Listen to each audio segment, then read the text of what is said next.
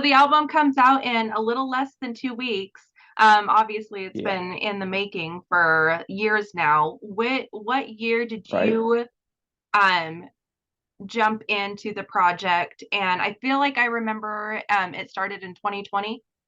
Yes, like toward the end of 2020, I was actually in a because my daughter was born in April 20, and shortly after she was born, went through a lot of personal issues and wound up leaving my old band.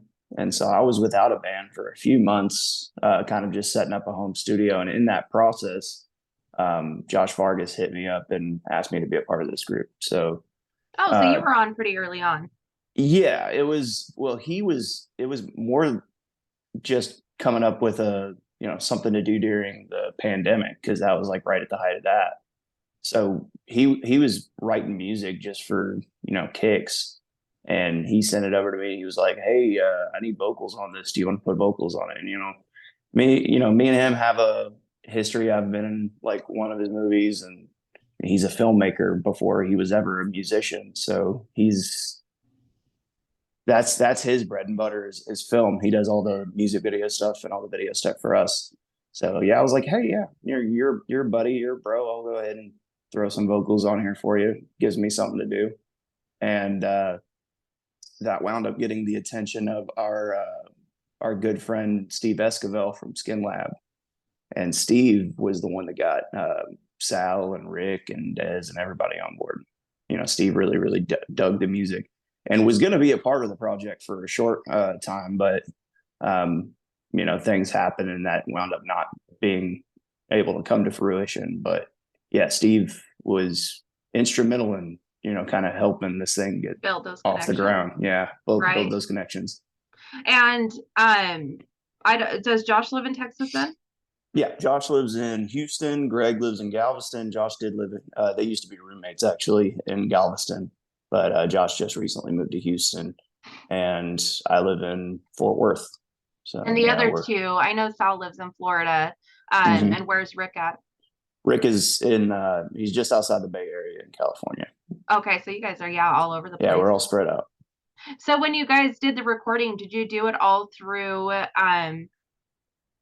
uh like technology, or did you all get Yeah, together? it was all file sharing for the most part. There was a short period of time last year where Rick and Josh met up with Ulrich Wild to lay down Rick's leads. So all of Rick's leads, for the most part, were laid down at with in person with Ulrich in California, Oh, okay. Los Angeles. Yeah, Have you guys ever all been able to get together? yeah. We Oh, we've fun. we've done we that music video that we just released. We got together Right. and we shot like a few music videos at a time, because we're not really able to get together that often. So Yeah. when we do get together, we kind of just meet up in Texas because that's the central point, and Nice. we kind of just hang out here. But we've done a photo shoot together, Oh, so great. a lot of our promo shots we're down in Galveston. That's Oh, where we okay. took those cemetery in Galveston, all the cemetery shots, and then there's the black backdrop shots. Those were all done in Josh's living room with a black backdrop. Just simple stuff. Yeah, yeah. Well, it works. Yeah, yeah. Yeah, you guys, and Because you if guys it have ain't broke, people that, don't fix it. right, yeah, and you guys have people that know what they're doing, so you're That's able to right. make things look professional, Yeah, even it's with when a you can do limited things in budget. house. It's a lot better than having to rely on somebody else to do them or help you out with the budget and do things for you. No, for So, sure. For sure. Yeah, I agree. So for you, was it kind of crazy to be connected with, big people like Sal and Rick and absolutely, yeah, being absolutely. Yeah, I grew up listening to those guys, so it was definitely I mean, I'm no stranger to meeting celebrities. I mean, those guys will probably smack me for calling them celebrities, in but the music I'm world for sure. in their within their audience, they are Yeah. definitely legends in their own right. But I'm no stranger to meeting celebrities. I used to live in New York. I used to work at a celebrity gym, so I've met several people that people might consider celebrities. So for that side of things, like I understand that they're just guys, they're just people. Hmm. Um, but as far as me being a giant metal fan my whole life is, and I can speak for Josh and Greg as well. All of us being giant metal nerds, most of our life, it was definitely a surreal feeling to be making music with not only Rick and Sal, but to have Ulrich Wilde, who's responsible for some of my favorite albums, being kind of our producer slash, record label owner. And then having Des helping us out with the management side of things has been really, really interesting. So yeah, having all these people around, just super surreal feeling if you're just an average Joe like me. Right. Right. So what exactly is Des and his wife position in all this? You said manager. What are some of the things that So what are their roles? right, so they manage several fairly well known bands. Cradle of Filth, Wednesday 13. They manage 69 Eyes, who are releasing new music here soon. Ginger. So a lot of bands that I actually, really enjoy listening to. I mean, I grew up listening to Cradle and Wednesday 13 as well. I talked to So him about a I year ago, very, I think it was. yeah, I think I saw that interview. Yeah. That was a good interview. Yeah, I just, it seemed like the right fit just overall. And Des loves the music, so he was pretty gung ho about trying to get us connected with people that can take the career further. Cool. So yeah, it's all just about, I mean, that's the entertainment industry, is making connections with people who, Sure. like what you do, and they want to help you get to that next level. And that's basically what a manager does. And that's what Des and Anastasia have done for us. They've really helped us make those connections and, move things to the next level. That's cool. That's cool. Okay. Yeah, Yeah. I wasn't sure on that side of things how it worked, so I was curious. But that's Yep. cool. That's a pretty big connection. Um, I was a huge, huge Coal Chamber fan when I was younger. I mean, they were Same. like probably my number one. Yeah, it's there, and they're the Fafaras are just the biggest sweethearts. I love those guys to death. I actually got to finally meet them in person when Devil Driver and Cradle rolled through Texas. So it was nice finally meeting them in person and matching a name to a face, and Right. getting to have that FaceTime with them and chit chat. So that was cool. Right. Right. So you guys have been working, yeah, on the album for, well, at least a couple of years. I know it takes some time, Hmm. obviously, to get it all put together and Right. released. So far, for the most part, I mean, really positive reviews with the 4 songs that you guys have put out.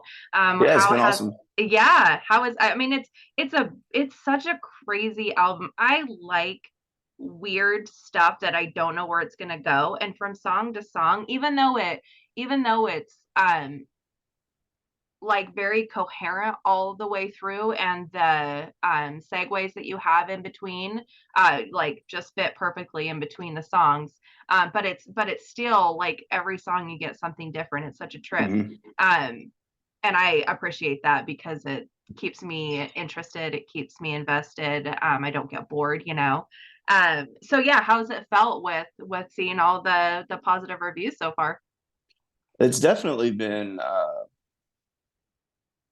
very eye-opening as to what the people are wanting. Because I think you get an industry that likes to shove the same thing over and over and over again and kind of like shovel that into people's faces. Yeah. And a lot of people do like that. They know what they want, and they go after it. I know there's a lot of Exodus fans that Rick was worried about. Well, they're big thrash people. I don't know if Right. they're going to like it. Right. And they've been the biggest vocal supporters of it. Oh, So that's it's been really, awesome. really cool to see. Yeah, as far as music goes, most of us have, interest all over the board musically, and I'm a big uh, country nerd. I love hip hop as well. I mean, that's my background is country and hip hop. Before Hmm. I didn't discover metal until I was like 13 years old. Mhm. I do remember the first band I ever loved was Smashing Pumpkins, but and I was a little kid when that happened. But I didn't really listen to much rock growing up. I listened to country, and I listened to my brother's rap CDs. Hmm. We listened to a lot of Hugh music, Lil Flip and Slim Thug, stuff like that. So yeah, we love music. I know Rick's a giant Prince fan. Hmm. as am I. I love Prince. I grew up on a lot of Motown as well, so Mhm. we just I think taking all of those interests and say, you know what, we're going to write what we want to write Mhm.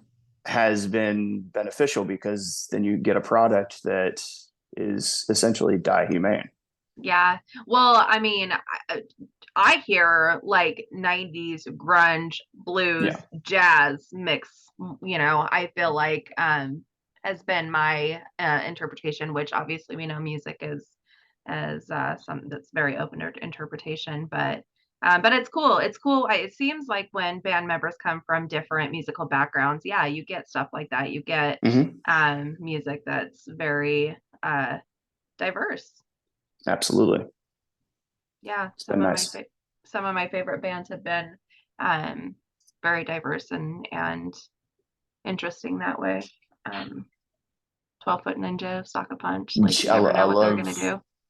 I love 12 Foot Ninja. Every time I had those guys come into town, I always find them and get a giant hug from the singer. Nick, yeah. Yeah, they're Well, good dudes. he is unfortunately not with them anymore, so it'll be I interesting to see know. what they do without him. It'll be Yeah, we'll see. interesting. We'll Yeah, see. gosh. Well, so speaking of diverse singers and really incredible singers, you have like 18 different people within you. How do you do so many different vocal styles? Every song, I'm like, this is a totally different vocal style, and you do them all so well. Um, is that something that you took lessons for, something you've had to practice a whole lot, Mm, something that well, just practice, comes from yes. within? I will say I definitely have to practice. I don't think anybody does anything well that doesn't practice. For sure, I agree. But as far as lessons go, no. I mean, the only real formal lesson. I mean, I've watched the Melissa Cross Zen of Screaming DVDs. That's Mhm. about the only formal training that I've had, and that just helped me learn how to scream without tearing my voice up. Yeah. That is that's about it. I mean, I kind of set a goal for myself when I was younger because of all the different styles of music that I like. It says, you know what, I'm gonna do any and every kind of singing that I want to do. And so that goes from, you know, R&B singing, soul singing, country singing.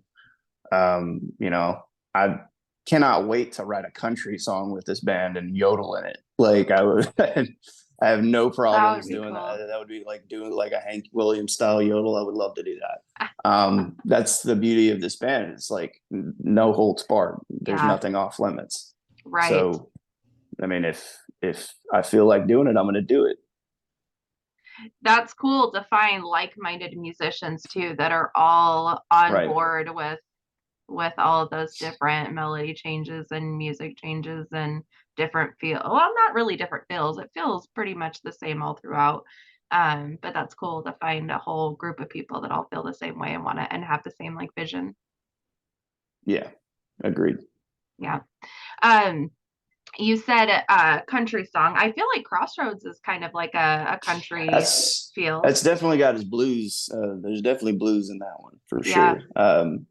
And I heard that was one of the first songs that Josh sent me was Mm, Crossroads, and that I'm pretty sure that was the first song written for DieHumane, instrumentally anyway. right. I had a few songs sent to me before that one, I think, but I think that was the first one written instrumentally. But yeah, I love the bass line in that was very simple, and that's the thing with a lot of these songs. They're very simple at a base level. Like you strip them apart, all the different layers, simple, and then they kind of just get stacked on top of each other, and it makes it more complex. Um, but yeah, he sent me this one, and I was like, man, this has got a real like Quentin Tarantino Oh, bluesy vibe totally. to it, which is made me happy because I was like, oh, cool, I get to do something bluesy with it. I get to do some southern fried vocals with it, which made me happy. Yeah. Let's talk about the freaking video that about gave me nightmares. What what made you guys decide on that like concept? It's such a trippy video. It's really cool though. That is all Josh's mind. You're staring right into the mind of Josh Vargas with that one. Wow. He is that was, I mean, for the most part he would, you know, give us an idea of what he wanted, but I'll be honest, we didn't see as a band, we didn't see that video until like a few minutes before we posted So what it. did you think when you saw it all come It together? Were you was like, oh shoot, we or oh gave some last minute notes, and then we sent it on its way. wow. Overall, we trusted Josh to do what he was going to Yeah. do with it, and you know he had kind of told us his vision for it, and we already have a video that's in the can for a song that's going to be released after the album's release. So that's it's we've kind of already seen what he can do music video wise. That, and I've seen some of his other music video work. Because that's where he's done most of his film is through music videos for various artists. That's how we got in touch with Steve Esquivel, because Josh had done one of Skin Lab's music videos. I'm not sure which one, but so he's definitely. I mean, he's done a music video for Down. He's done several music videos. I think he was working with Static X on something. I don't know, but he's all over the board as far as who he knows and the connections that dude has. And it's just like you wouldn't know it by talking to him, and then all of a sudden it's like, hey, I've got such and such that's going to come and talk with us about potentially doing a guest vocal spot. I'm like, what? How do you even know this person? I'm like, all right, cool, let's do it. So are you guys already working on more music? We are working on more music. Oh, nice. So we're already working on the follow up. I mean, we don't ever stop working on music. I think most bands can attribute. If they're releasing something, they're already typically working on the follow up. That's true, but you guys Especially nowadays where everything's so turn and burn, and so like right. Everybody, it's more of a singles oriented Yeah. market now. So everybody likes to have content in the can so that they can just fire it out whenever they need to. Right. Stay active. Yeah, but you guys have like so much on your plates individually too. I wasn't Oh, for sure sure. if yeah, wasn't sure if that was something that you guys were already doing, but that's cool. That's good to know. Yeah. So far I know this album hasn't even come out yet, but so far the new music that you guys are working on, is it the same type of feel, the same type of like concept, or is it For the most part, but it's going to go a little bit more exploratory, I think. okay. Which More exploratory? yeah, I mean, this album's already pretty exploratory, but yeah, Yeah. the I think that's the goal with every new thing that we release is, okay, let's see how we can push it a little further. So this right here is kind of dipping our toes in the water and saying, okay, here's what we can do, what we know we can do. Mm-hmm. What do y'all think? And kind of getting a feel for how audiences react to it, and then from there we'll kind of push the envelope a little further. Yeah. With it being already, with it just being your debut album that hasn't even been released yet, but you've already had quite a few people on board, like more than most, bands starting out. Are you nervous for the release on the 5th? Absolutely not. I think No, good. no, I think Good. people are gonna gravitate towards it. Everybody Okay. that's listened to it thus far, if it's not their cup of tea, they're never rude about it. I've noticed. That's good. I like even the negative comments, aside from Lamb Goat, which they're notorious. Even the negative comments have been somewhat like, not my cup of tea, but it's like, okay, cool. Mm-hmm. That's not that as bad as we thought it was going to be. Like, we thought people were either going to love it or they were going to be like vehemently against it. Like, Well, you and have, it's I been mean, more on the positive side. good, good. Yeah, I've noticed that too. And you have two big musicians out of totally different styles of music. Oh So yeah, you have different fan bases coming into something that's different than what either one of those bands right. did. And so And that's the one thing that we warn them about. I mean, I would say there's definitely more of a Type O oh, vibe in for this than sure. there is Way more an than Exodus Exodus. vibe. Absolutely. But it's also one of those things, like Rick will tell you this all day. He loves how much space there is in music, because it's allowing him to explore his guitar playing a little bit more than what Exodus was able to do for him. Because Exodus is so raw, powerful, fast, in your face, Mm-hmm. and it's like, all right, get a solo in right now, right now, right now. All right, it's over. Whereas this, it's like, here's some space, play around. Mhm. And then Sal's always been a great pocket drummer, so that's part of the reason. I mean, this music has a lot of pockets, and he's able to kind of just take it and run with it and do what he does best.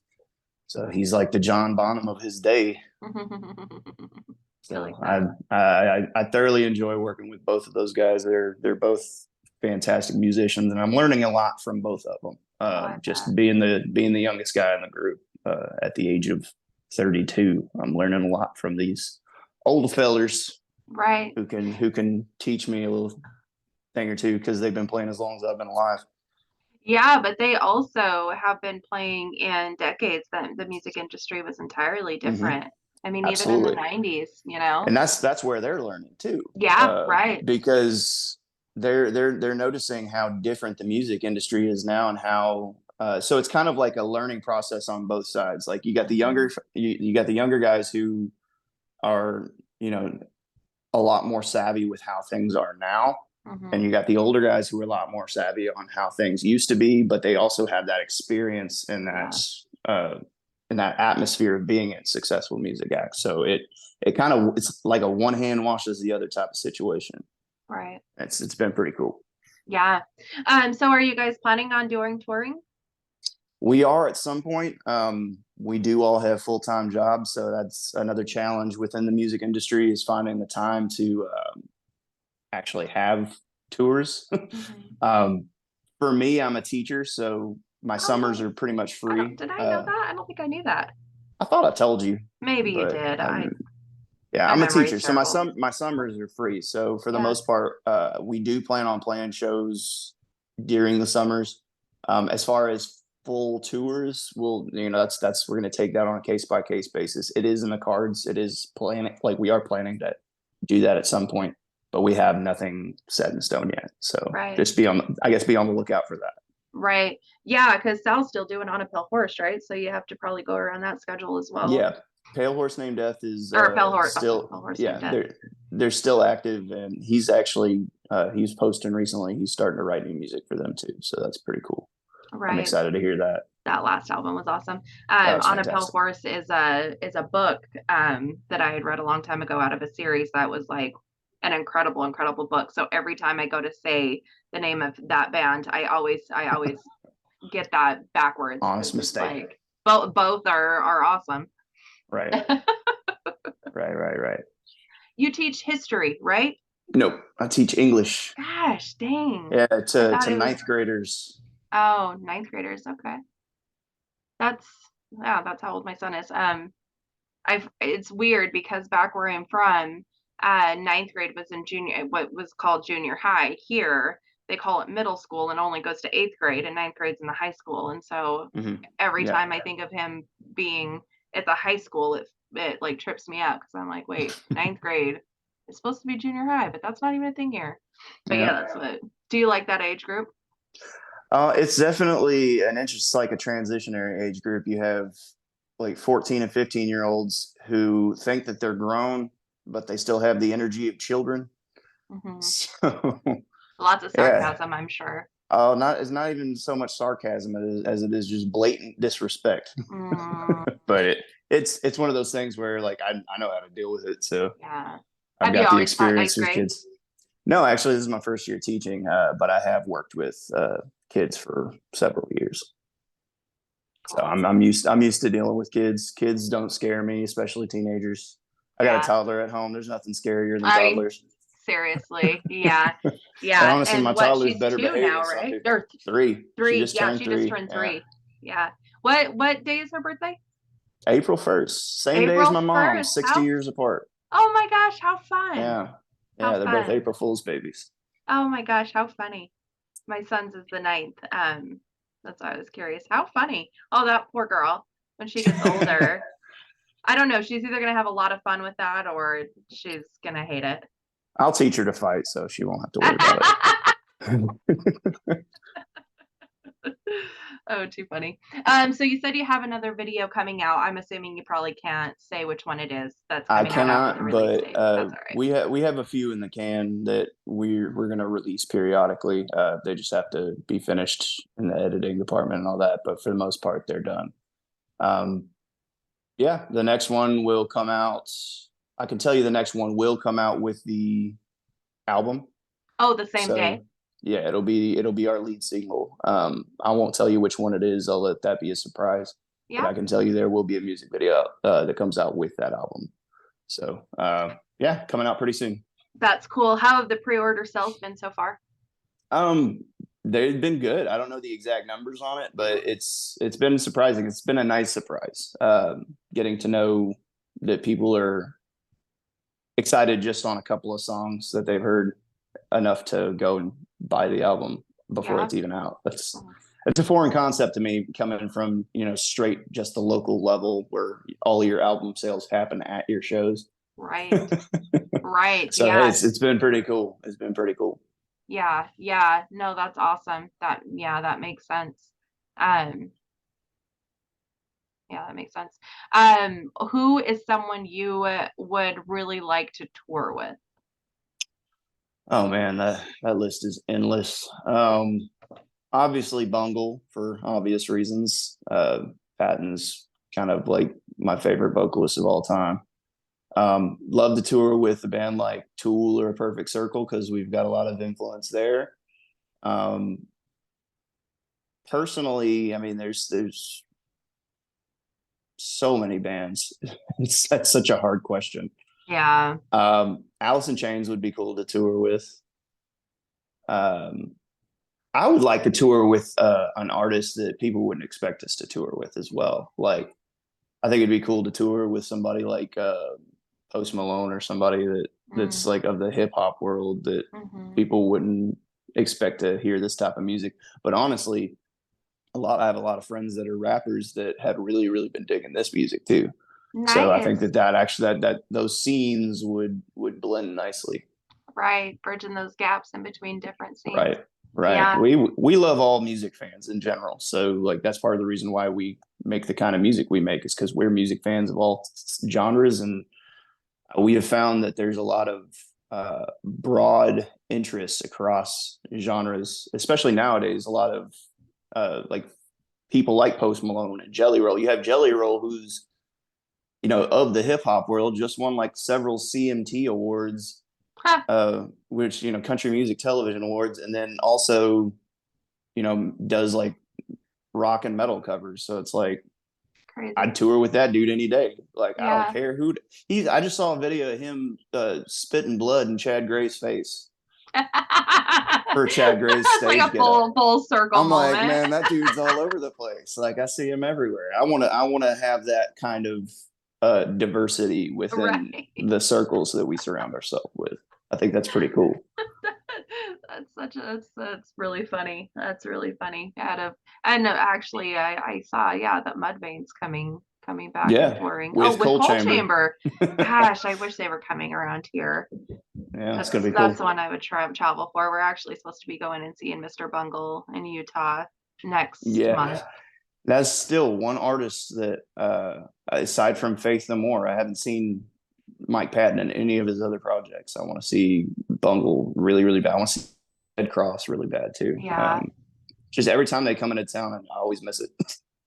Well, actually, when we were talking earlier about animals interrupting interviews, that was Right. that was one of them with Michael Crane from Dead Cross. He had his doggy right there.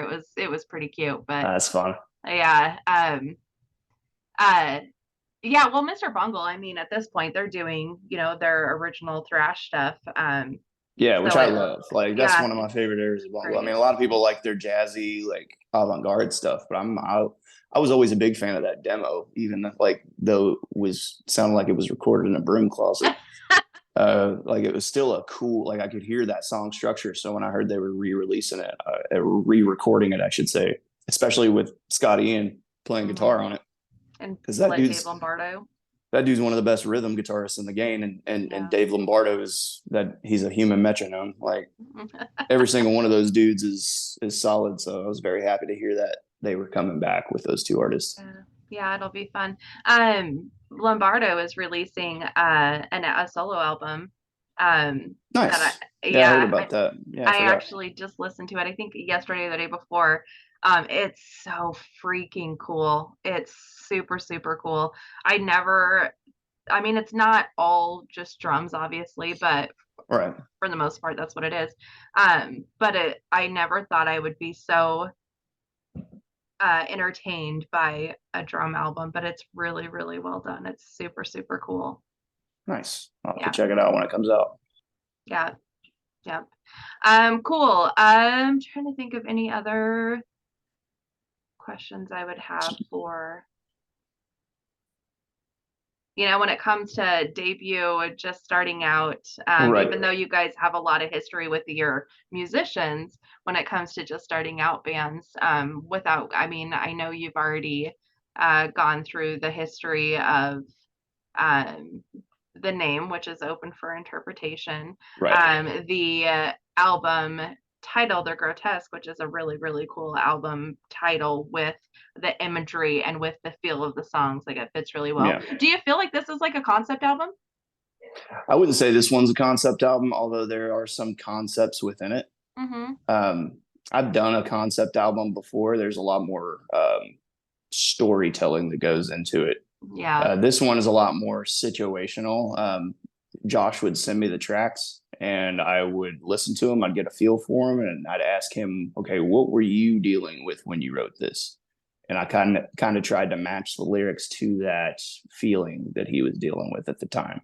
And when he wrote a lot of this, he was going through a breakup. So we have some topics there of love lost.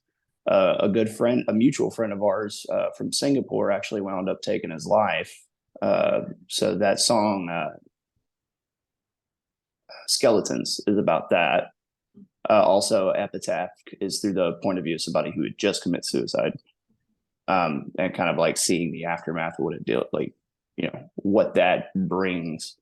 And then some of the other ones, like Oblivion, for example, is somebody who's going through those feelings, like those suicidal thoughts. So a lot of depression themes, a lot of heartbreak themes in this one. So that's why Josh calls it sad bastard music. This is sad bastard music. It's interesting that and I can definitely get that feel, but I thought of it more as like haunted house type of house of I horrors, mean, it's open you for know. interpretation. If that's what you get out of it, I'm all for it. Yeah. Well, so where do you get your lyrical inspiration from?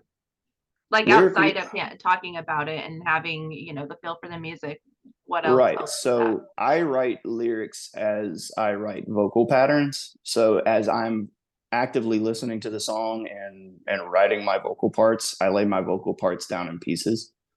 Because we do everything from home. Like I'm sitting right here where I've laid down those vocals.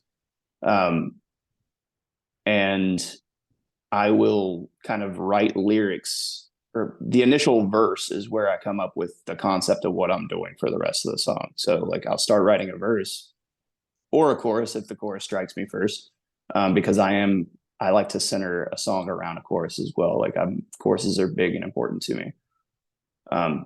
But I will get a full understanding of what I'm trying to say through that song with either the chorus or the verse or the first verse. And then from there, once we have a theme and a vocal pattern kind of structured out and set up, then we will pretty much, I'll take that idea and I'll run with it and I'll go to the rest of the song with that idea. And if we have other songs that kind of fit that vibe, I'll kind of continue that thought. Now, every now and again, I will say on the song King of Nothing, that will be a concept that I'll hear outside of the song that I'm working on. Like I'll be listening to a podcast, like I listen to a lot of like theology and philosophy, speakers. And one of them I heard, mention that, this was all centered around the idea of, Satan being this being who is the king of hell, right? And if you're the king of hell, then you're actually the king of nothing, because that's essentially what hell is. Hell is eternal nothingness. So it kind of like sparked this idea in my head, and I was like, okay. So like make it sound like, oh, I'm this big bad king, but you're actually king of nothing, so nobody Hmm. cares. So So that's the overall message of that track. is that where most of the inspiration comes from then? Is the philosophical and theological? Philosophically and theologically, they have a big impact on my lyrics. I will say that because I am a Christian. I'm I mean, we're all over the board as far as personal, religious, socio-political beliefs, whatever it may be. I personally, am a Christian, so I have that. A lot of my themes have always been good and evil. Even when I wasn't like practicing Christianity, like I still had those good and evil themes because that's kind of Hmm. how I grew up. Hmm. And it's also a timeless thing. Like it's an archetype that's over For sure. all sorts of music. I mean, Alice Cooper, also notable Christian in music, has written a lot of good versus evil Hmm. stuff, and he likes to portray the bad guy in his story of good and evil.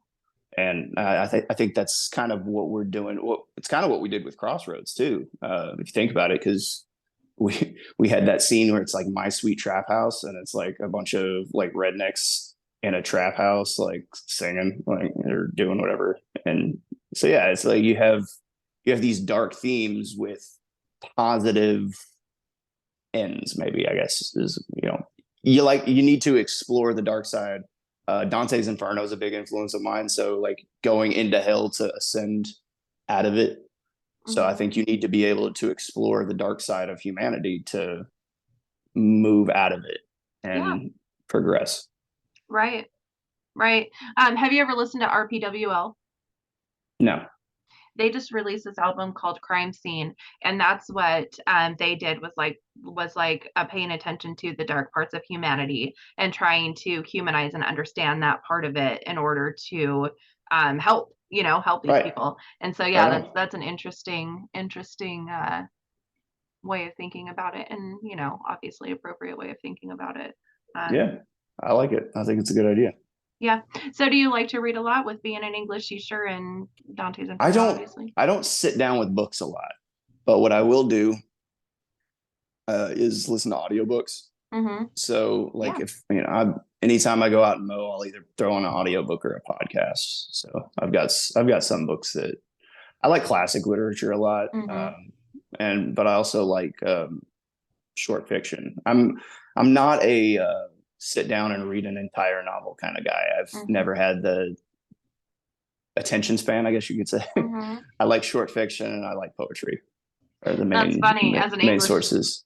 as an English teacher, do they have to do like book reports and No. oh, okay. Times have changed. I will say that. We're going to be reading. We have our state standardized test next week, and after that, they're reading Romeo and Juliet. That's the only novel play that we're reading. my Everything my else, son's reading that right now too with his everything else class. has been short fiction. Yeah, everything else has been short fiction. So, or informational text or poetry. So everything kind of in the state of Texas gets picked for you, and you're just Yeah. like, all right, I'll do that, I guess. Romeo So and we don't really Juliet have must that much be freedom. yeah, right, of course. And Romeo and Juliet must be like across the board because yeah, that's exactly what my son's Yeah, been. it's I and a lot of wonder people have why. debated. Yeah, not a lot of people have debated, taking it out and adding something more contemporary. Yeah, Yeah, because because there's Shakespeare. also To Kill a Mockingbird. That's another one that was brought up. But we wound up going with Romeo and Juliet because we had more material for it. But Hmm.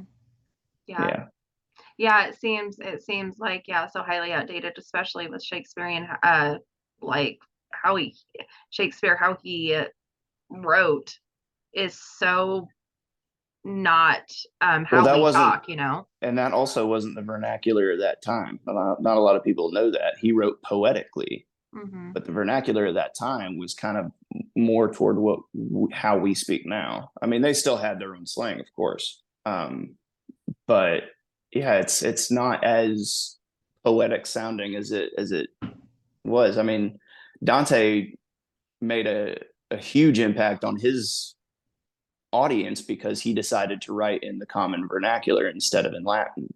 So he wrote in actual Italian. what we now know as Italian, Hmm. using the terza rima poetry style. So that was why that story was so widely accepted by so many people, was because they could read it. Right. Like not many people knew how to read Latin that were Right. common folk, but they knew how to read and write and speak vernacular Italian. So fun That's little interesting. historical facts for you. Yeah, no, that's interesting. I love to read and I like to learn, and so when you can combine those two, then I'm all in. Absolutely. And that's, and that's what I like to do with the band as well. Like I love trying to incorporate those things that I learn throughout my life into my lyrics. Like uh, especially with I mean that good versus evil archetype is all over literature.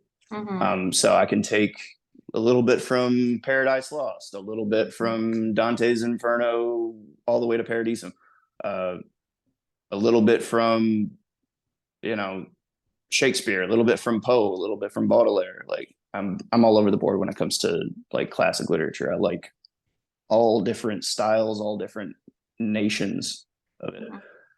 I'm a big fan of slave narratives too. So there's a lot of really good slave narratives aside from the Frederick Douglass one that everybody knows. There's several really solid slave narratives from the point of view of people who went through and came out of slavery, even earlier than Frederick Douglass. Hmm. So yeah, there's a lot of stuff to be read out there and a lot of influence for music that's just waiting to be tapped. Yeah. Well, and I mean, that's a good vein to tap as well with the Mm-hmm. style of music for sure. So that's interesting. I mean, it feels like it comes from a more personal standpoint. So it's interesting to hear that it's coming from all these different areas instead.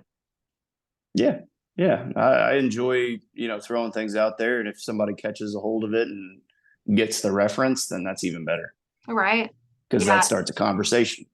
Right. Yeah, I need to listen. I mean, I've listened to it multiple times, but I need to like really dive into the lyrics because that's not so I always listen to the musical parts first. That's just I think I most people do. yeah, I'm one of the weirdos that listens to the lyrics first. yeah. No, I feel like a lot of people like to know what people are saying and will dive into that as just as quickly, if not same first. Um, I I grew up on my dad's record collection, and Hmm. uh it was a lot of long like musical parts in between songs, or a lot of like jam band music that was minutes worth of just the musical part without even any lyrics. So I think my ear automatically goes to the music because of that. But I do enjoy digging into the lyrics, and I actually almost asked you to see if you could send me some of the lyrics so I could really, not that they're difficult to understand by any means, but just so I could really dig into them. But I can I still just do had that. the yeah, I I might can have you. still. Well, That's I not a mean, problem for at the all. interview I wanted to do I that, but gotcha. just what was it? Let's see, it's Saturday, so 2 days ago, I had an interview, and I try to put time into like focusing on whatever album I'm getting ready to interview for. And I had already listened to that one in between because I'm really enjoying the grotesque. But I was trying to focus. Thursday, I thought I was Hmm. interviewing the singer, had all these questions about the lyrics and about inspiration behind the lyrics and what some of the lyrical concepts were behind that album. And it ended up being the guitarist that popped up on video, and Oh, I was like, oh shoot, okay, I have to like totally regroup, and had to kind of wing it, which was interesting, but right. I mean, you do a good job of it. I've seen thanks. like most of the interviews you've done recently have been solid. So Well, I hope you have a really good rest of your day. Since we chat already, I'm really excited to hear on next Friday or not next Friday, 2 Fridays from now, yeah. how it goes. Are you guys planning on doing any kind of like release parties? I know you can't get Um, together, but physically in person, no. I'm sure we will do something online to kind of kick that off. yeah, That's to be told. I gotta check in with that and figure out what's going on with that. But yeah, yeah. it's we're looking forward to releasing it, and I know that we are planning for a debut on some platform. I'm not sure exactly which one we're going to go with yet, but it will come out on a platform um, as like a debut stream of some Awesome. kind. So yeah, it'll be fun to see the reaction that people get to it. Do you know, and or can you say if you guys are going to be like interacting with people during that, whatever, whichever platform you use? We always interact with people throughout. Anybody that really shoots out a message on our Facebook or Instagram or whatever, we're always pretty responsive. Because Rick was already like that, which is kind of what made him so easy to contact. He's the kind of dude that he'll have people that are massive Exodus fans from way back, and they'll send him a message on Facebook, and he'll reply like that. He texts back like that. I'm like, Rick, at some point, like Give you yourself a gotta break. you can't respond to that many people. And he's Right. like, oh, I love it. I was like, all Yeah. right, if this is what you love doing, then go for it. I don't Very know if I'd social have the person. time You're personally, right. but yeah, he loves it. He loves talking to people, and most of us are pretty to ourselves, except for me. I think me and him are probably the main socialites. So if you ever see us out and about, like on tour or whatever, we're likely to be the two that you wind up talking to, is me and him, Yeah.